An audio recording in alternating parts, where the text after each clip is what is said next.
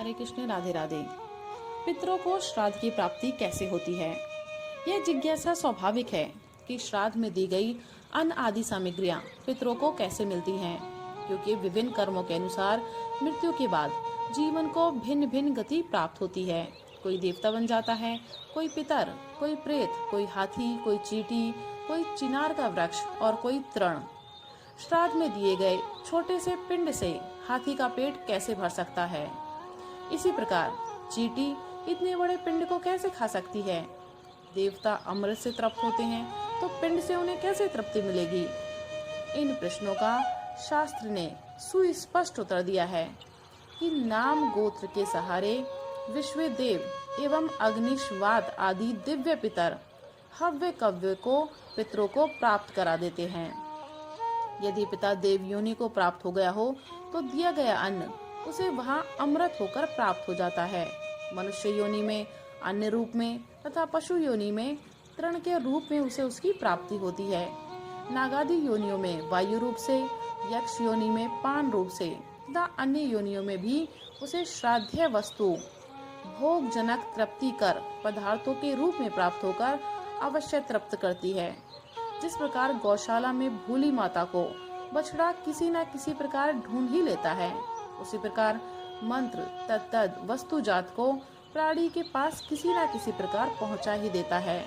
नाम गोत्र, हृदय की श्रद्धा एवं उचित संकल्प पूर्वक दिए हुए पदार्थों को भक्ति पूर्वक उच्चारित मंत्र उनके पास पहुंचा देता है। जीव चाहे सैकड़ों योनियों को भी पार क्यों ना कर गया हो, तृप्ति तो उसके पास पहुंच ही जाती है। ब्राह्मण भोजन से भी श्राद्ध की पूर्ति। सामान्यतः श्राद्ध की दो प्रक्रिया हैं, एक पिंडदान, नंबर 2 ब्राह्मण भोजन। मृत्यु के बाद जो लोग देवलोक या पितृलोक में पहुंचते हैं, वे मंत्रों के द्वारा बुलाए जाने पर उन लोकों से तत्क्षण श्राद्ध देश में आ जाते हैं और निमंत्रित ब्राह्मणों के माध्यम से भोजन कर लेते हैं। सूक्ष्मग्राही होने से भोजन के सूक्ष्म कणों के आघान से उनका भोजन हो जाता है, वे तृप्त हो जाते हैं।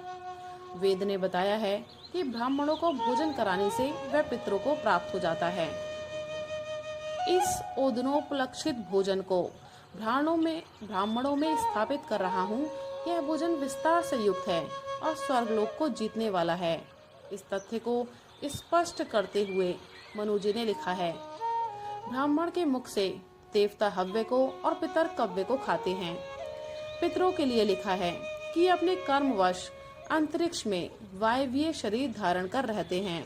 अंतरिक्ष में रहने वाले इन पितरों को श्राद्ध काल आ गया है, ये सुनकर ही तृप्ति हो जाती है। ये मनोजव होते हैं, अर्थात इन पितरों की गति मन की गति की तरह होती है। ये स्मरण से ही श्राद्ध देश में आ जाते हैं और ब्राह्मणों के साथ भोजन कर तृप्त हो जाते हैं। इनको सब लोग इसलिए नहीं देख पाते कि इनका शरीर वायवीय होता है। इस विषय में मनुस्मृति में भी कहा गया है, श्राद्ध के निमंत्रित ब्राह्मणों में पितर गुप्त रूप से निवास करते हैं। प्राणवायु की भांति उनके चलते समय चलते हैं और बैठते समय बैठते हैं। श्राद्ध काल में निमंत्रित ब्राह्मणों के साथ ही प्राण रूप में या वायु रूप में पितर आते हैं और उन ब्राह्मणों के साथ ही बैठकर भोजन करते हैं। मृत्यु के पश्चात पितर सूक्ष्म शरीरधारी होते हैं, इसलिए उनको कोई देख नहीं पाता। शतपथ ब्राह्मण में भी कहा गया है कि सूक्ष्म शरीरधारी होने के कारण पितर मनुष्य से छुपे से होते हैं।